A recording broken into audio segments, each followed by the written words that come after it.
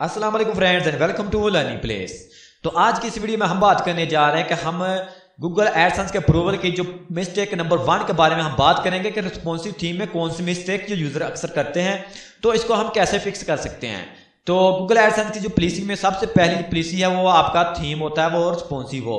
तो theme responsive में कौन कौन सी चीज आनी चाहिए, इसके बारे में हम आज बात करने जा रहे हैं। तो वीडियो में जीदा आगे बढ़ने से पहले अगर आपने मेरा चैनल अभी तक सब्सक्राइब नहीं किया तो मेरा चैनल सब्सक्राइब कर लें और साथ दिए बेल आइकन पर क्लिक करना ना भूलिएगा, ताकि आपको हर आने वाली वीडियो के बारे में बेल नोटिफिकेशन मिलता रहे और आप हमारे चैनल के साथ जुड़े रहें। तो चलिए सबसे पहले मैं यहाँ पर ब्राउजर को ओपन करता हूँ और आपको चेक कराता हूँ कि जो थीम रिस्पॉन्सिव है इसके अंदर कौन कौन सी कैटेगरी होनी चाहिए।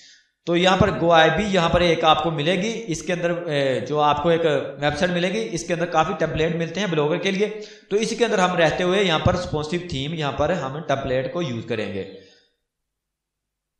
रिस्पॉन्सिव यहाँ पर मैंने क्लिक कर दिया, रिस्पॉन्सिव ब्लॉगर थीम टेम्पलेट। यहाँ पर सबसे पहले आप यहाँ पर चेक कर सकते हैं, जो आपको अच्छा लगे थीम आपने उसको पिक कर लेना है। तो आपको मैं बताऊंगा कि इसके अंदर थीम के अंदर कौन कौन सी चीज़ होनी चाहिए। फॉर एग्जाम्पल सबसे पहले मैं यहाँ पर इसी को ओपन कर लेता हूँ, टेक टैम, इसी को मैं यहाँ पर ओपन करता हूँ और चेक करते हैं कि इसके अंदर कौन कौन सी कैटेगरी अवेलेबल है और कौन कौन सी हमको रिक्वायर है।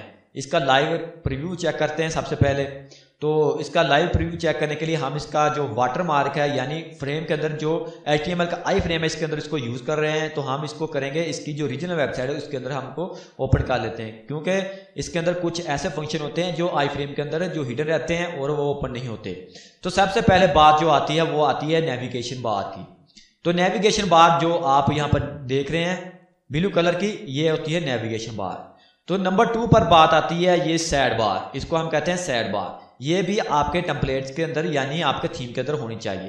तो नंबर 3 पे जो बात इंपॉर्टेंट बातें ये आपने फॉलो करनी है बातें।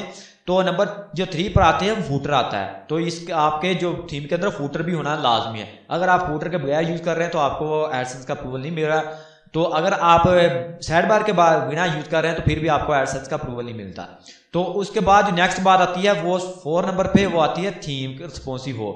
यानी जैसे ही हम इसको यहाँ पर देखें, जैसे हम इसको क्लोज करेंगे जो इसकी नेविगेशन बार है वो साइड पर जाएगी डॉट्स के टाइप के अंदर, वहां पर हम इसकी साइड बार यहाँ पर ओपन कर सकें। यहाँ पर देखें फ्यूचर, मेगा मेन्यू, यहाँ पर डॉक्यूमेंटेशन, ये सब साइड पर चले जाएंगे। इसको जैसे मैंने मिनिमाइज किया और इसको हम इस 3 डॉट्स पर क्लिक करेंगे और यहाँ पर देख सकते हैं हमको ये जो नेविगेशन बार ऐसी आपको लुक इसकी नजर आ रही है।